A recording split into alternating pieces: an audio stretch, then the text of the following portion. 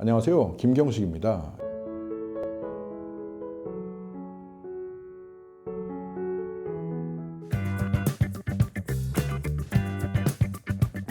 미국의 이제 최대 퇴직연금 관리 회사 중에 피델리티라는 곳이 있어요. 근데 여기 고객이 2,300만 명이나 돼요. 이 연금 고객을 조사해 보니까 2,300만 명 중에 약 100만 계좌가 100만 불 이상이라는 그런 통계치를 확인하고 있습니다.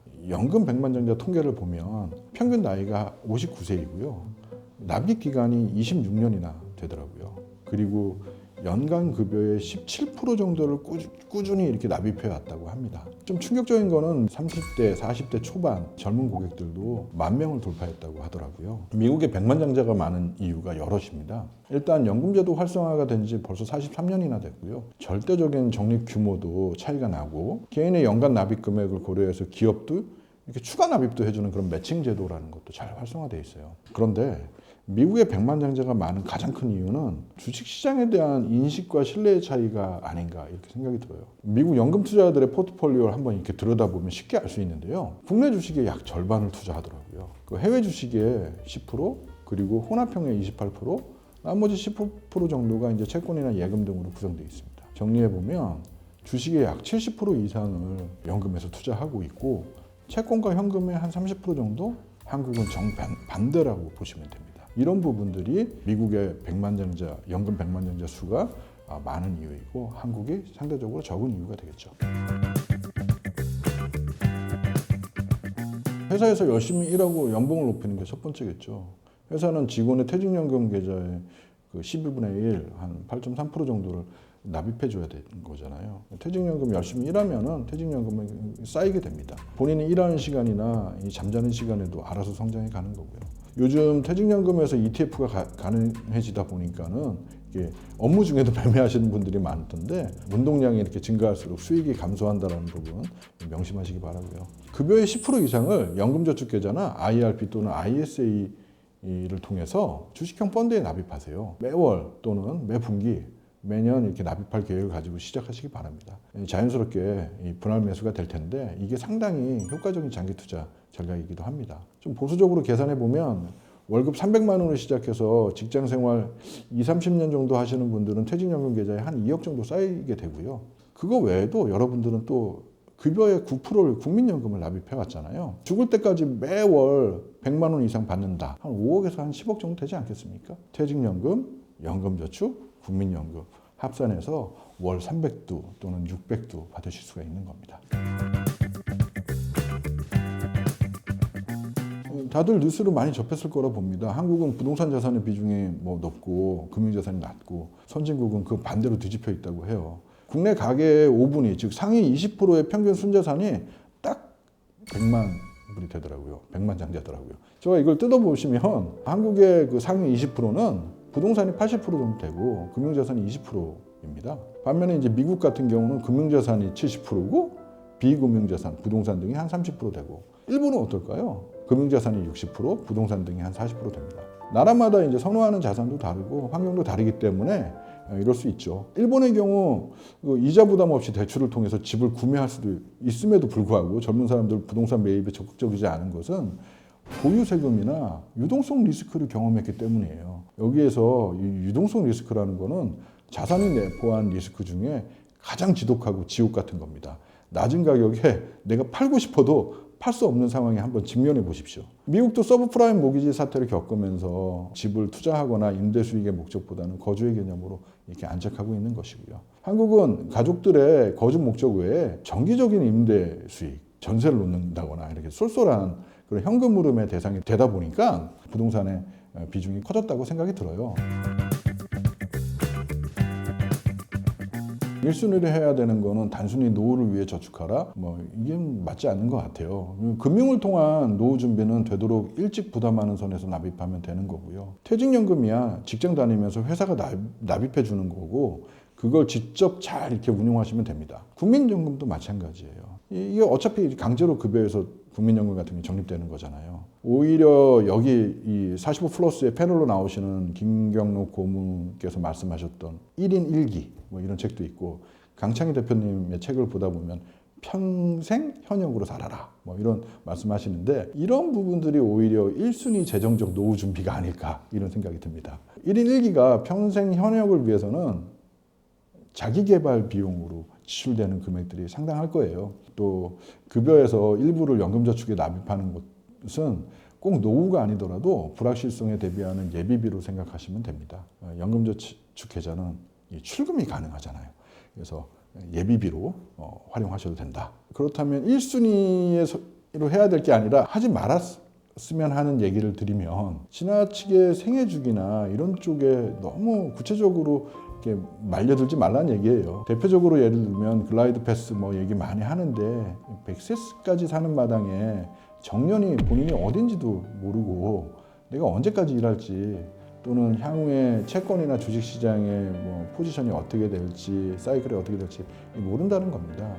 내 노후 준비는 퇴직연금 계좌하고 연금저축 계좌만 하고 단기적으로는 ISA를 활용하겠다 마음 먹으십시오. 도구는 그렇게 생각하시면 되고 그 계좌를 채울 자산은 글로벌 주식, 구체적으로 다양한 국가의 주식형 펀드라고 생각하십시오. 주식을 가득 채우는 게 부담된다면 배당주 펀드나 혼합형 펀드 또는 채권 펀드 같은 좀 더 변동성이 낮은 자산들을 파시면 됩니다. 시간이 흘러서 덩치가 커져서 목표액에 가까워져 오면 주식 비중을 낮춰주고 배당이나 혼합, 채권, 부동산 등 인컴 자산들의 비중을 높여가면 됩니다. 그리고 은퇴하고 현금 흐름이 중요해지면 주식 비중을 한 10% 정도로 낮추고 인컴 자산을 90%까지 올리세요. 주식형 펀드로 채울 생각을 하면 자칫 꼭지를 잡으면 어쩌나 이런 두려움도 크실 수 있습니다. 그런데 이런 걱정은 30년 전에도 20년 전에도 10년 전에도 했던 것 같아요. 예를 들어 볼까요? 2000년 초에 닷컴 버블 시기가 있었잖아요. 이때 만약 나스닥 지수에 꼭지를 잡았다고 한번 생각을 해보십시오. 정말 최악의 타이밍입니다. 2000년에. 이후 고점에서 나스닥은 70%, 80% 급락했어요. 그런데 25년이 지난 지금 많이 올랐다는 건 다들 아실 겁니다. 만약에 매월 50만 원씩 넣었다라고 가정을 해보면 원금은 한 1억 5천이 됐을 텐데 현재 평가액은 8억이 돼 있더라고요. 그래서 꼭지에 잡아도 불안해하실 필요가 없다. 50대에도 늦지 않습니다. 연금 세액공제 총한도 900이지만 납입할 수 있는 한도는 1,800만 원까지거든요. 또 ISA에 연 2천만 원씩 납입할 수도 있습니다.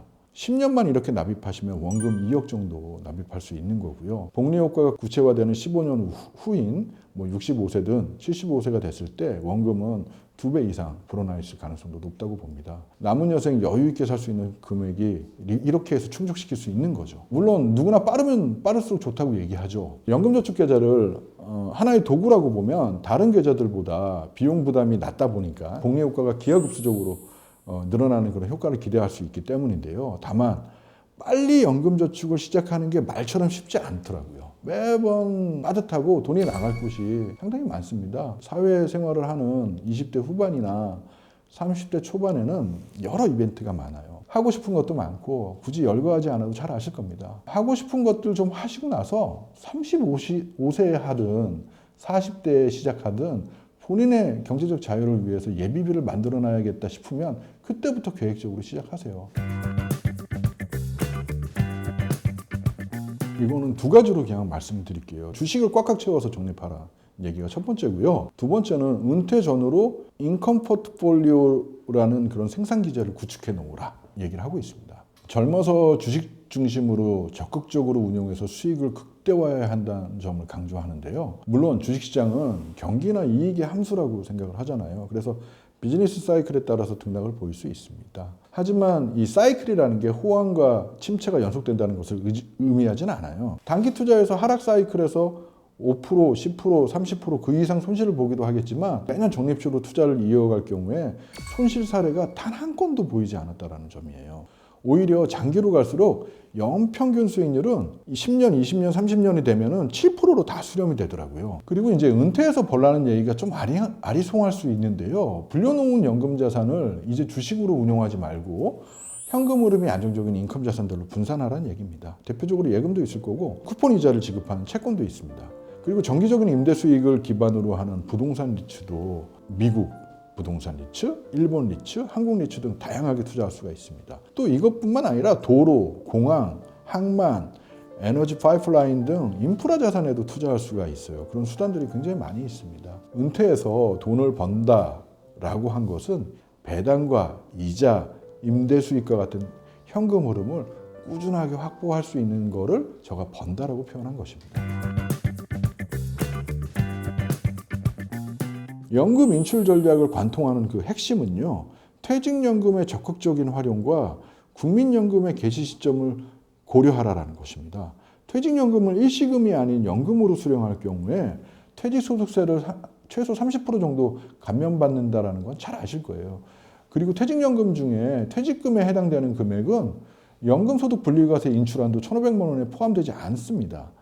이렇다 보니까 부족한 금액은 퇴직금의 인출액을 높여서 충당할 수 있다는 거예요. 퇴직금을 활용하면. 그래서 제가 핵심은 퇴직연금이 우선이다. 65세에 이제 국민연금 지급이 매월 지급되기 시작하면 퇴직연금 인출액을 좀 줄여놓는 게 필요하다는 거예요.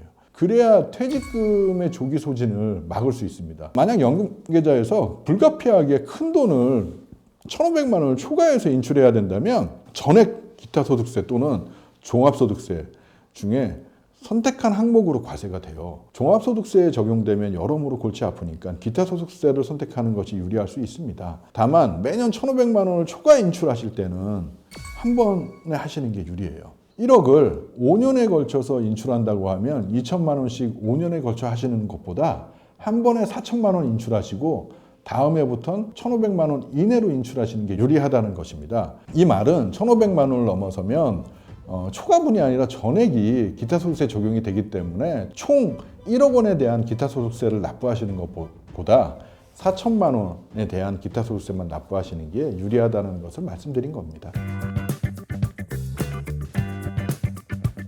첫 번째는 퇴직연금은 만 55세부터 지급받으세요. 퇴직소득세를 낮출 수 있으니까 일시에 수령받지 마시고 10년 이상으로 나눠받는 것이 좋고요. 퇴직급여로 입금된 회사 납입금은 별도의 인출 제한이 없으므로 국민연금이 개시되는 전까지 연금저축의 부족한 부분을 충당하는 데 활용하십시오. 두 번째, 연금저축과 IRP도 만 55세부터 지급받을 수 있잖아요.